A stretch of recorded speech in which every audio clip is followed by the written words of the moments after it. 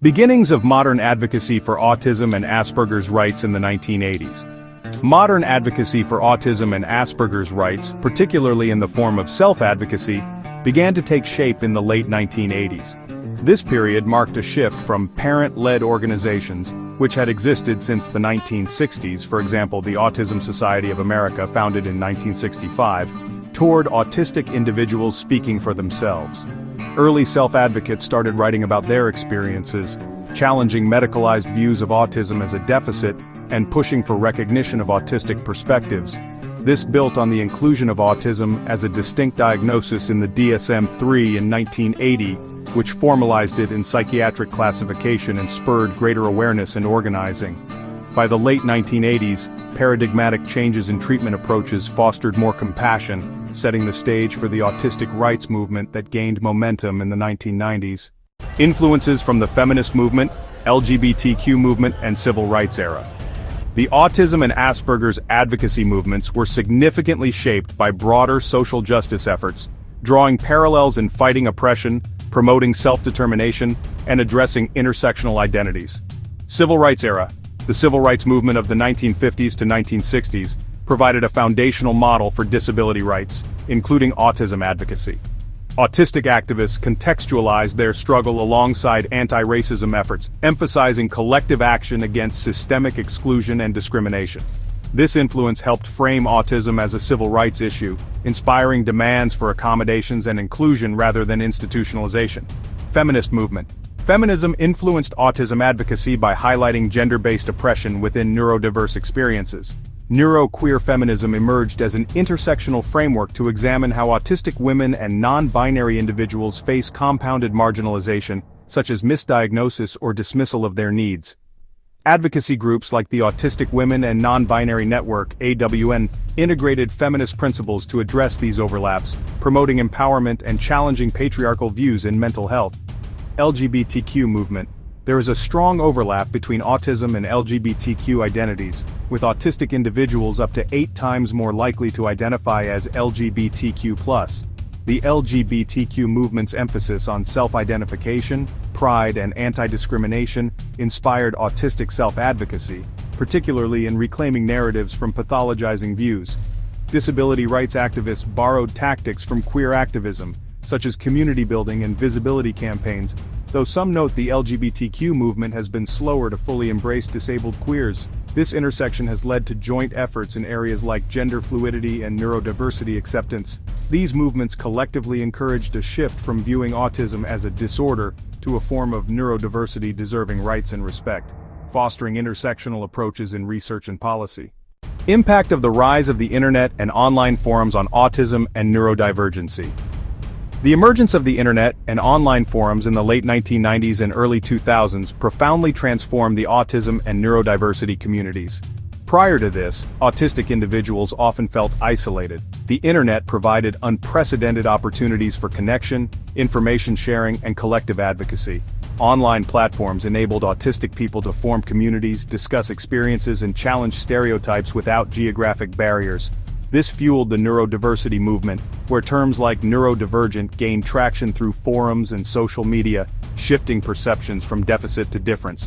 Positive effects included community building. Autistic teens and adults found support networks, reducing loneliness and enabling self-advocacy. Education and awareness. Social media platforms raised visibility with content creators sharing resources on autism, though this sometimes led to oversimplification or misinformation. Advocacy amplification. Movements like Actually Autistic emerged, allowing direct input into policy and research. Challenges arose, such as exposure to harmful content, privacy risks for neurodiverse users, and dopamine-driven outrage cycles that could polarize discussions. Overall, the internet democratized access, making neurodivergency more visible and empowering. How autism and Asperger's labels went mainstream by the early 21st century. Autism and Asperger's gained mainstream recognition around the turn of the millennium through increased diagnoses, media coverage, and diagnostic expansions. Asperger's syndrome was officially added to the DSM-4 in 1994 and ICD-10 in 1992, broadening criteria and leading to a surge in identifications. By the late 1990s, autism prevalence concerns rose, with estimates suggesting higher rates and prompting public discourse. Media portrayals, for example in films like Rain Man in 1988, and advocacy efforts amplified awareness, while the autism epidemic narrative in the early 2000s drew widespread attention, though it was later attributed to better diagnostics. By 2005 to 2006, the concept of an autism spectrum became standard, integrating Asperger's and making the labels household terms.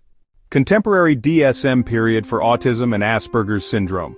The current diagnostic framework is outlined in the DSM-5, published 2013 with a text revision in 2022. It uses a single umbrella diagnosis, autism spectrum disorder, ASD, which encompasses varying levels of support needs, levels 1-3, based on social communication and restricted, repetitive behaviors. This replaced separate categories like autistic disorder, Asperger's syndrome, and pervasive developmental disorder, not otherwise specified. Why Asperger's was removed as a label. Asperger's was removed in the DSM-5 to unify diagnoses under ASD, as research showed no clear distinctions between Asperger's and other autism forms. Symptoms overlapped significantly, and separation led to inconsistent diagnoses. The change aimed to reduce stigma. For example, Asperger's was sometimes seen as mild autism, improve access to services, and reflect autism as a spectrum rather than discrete subtypes. However, it sparked debate. Some felt it erased identities or limited tailored support for higher functioning individuals. The ICD-11, 2019, followed suit, merging it into ASD. Current thoughts on autism advocacy. In 2025, autism advocacy emphasizes neurodiversity, acceptance, and strengths-based approaches over cures or eradication. Leading organizations like the Autistic Self-Advocacy Network, ASAN, advocate for accommodations, self-determination, and inclusion, rejecting pathologizing narratives. There's a push for evidence-based support, research into adult needs, and combating misinformation, for example vaccine myths or unfounded causes like Tylenol. Advocacy extends to broader neurodiversity, with calls for policy changes like the Autism Cares Act to fund training and services. The community prioritizes autistic-led voices, focusing on quality of life, compassion, and progressive research.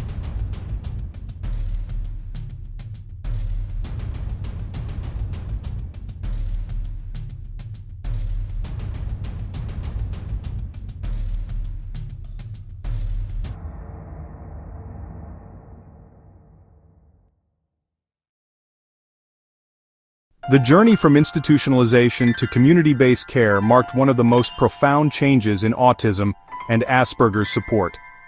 For much of the 20th century, people with autism or related diagnoses were often placed in large institutions, separated from society, separated from family, separated from opportunities for growth. This began to change in the late 1960s and 70s, as exposés revealed widespread abuse, neglect, and isolation within these facilities. Civil rights movements amplified calls for dignity and autonomy, arguing that everyone deserves to live and participate in their communities. Advances in medical understanding showed that institutionalization was not only unnecessary for most but often harmful. Economic pressures and policy shifts like the passage of the Americans with Disabilities Act. Funding was redirected from institutions to community services, group homes, supported living programs.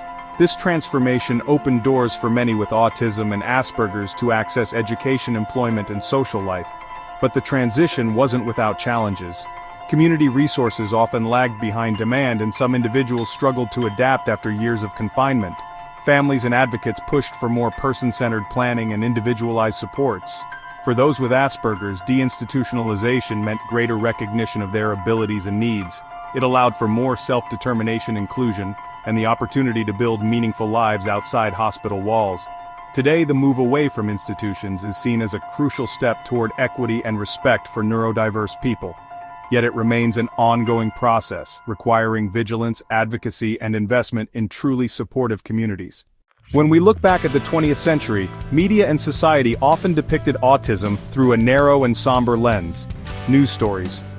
Films presented autism as a severe, life-limiting condition, often focusing on children who were nonverbal or isolated, reinforcing a sense of mystery and tragedy. The infamous refrigerator mother theory placed blame on parenting, further stigmatizing families. In movies, autistic characters were rare, frequently shown as incapable of connection or communication. The 1988 film Rain Man brought autism into the public eye, but framed it through the autistic savant stereotype, cementing ideas of extraordinary abilities paired with emotional detachment. For decades, Asperger's syndrome was virtually invisible in popular culture, its unique experiences left unexplored. As we entered the 21st century, portrayals began to shift. The neurodiversity movement challenged deficit-based narratives, reframing autism as a natural part of human diversity. Modern films, TV shows, and documentaries now strive for more nuanced and authentic representation, often involving autistic consultants to ensure accuracy.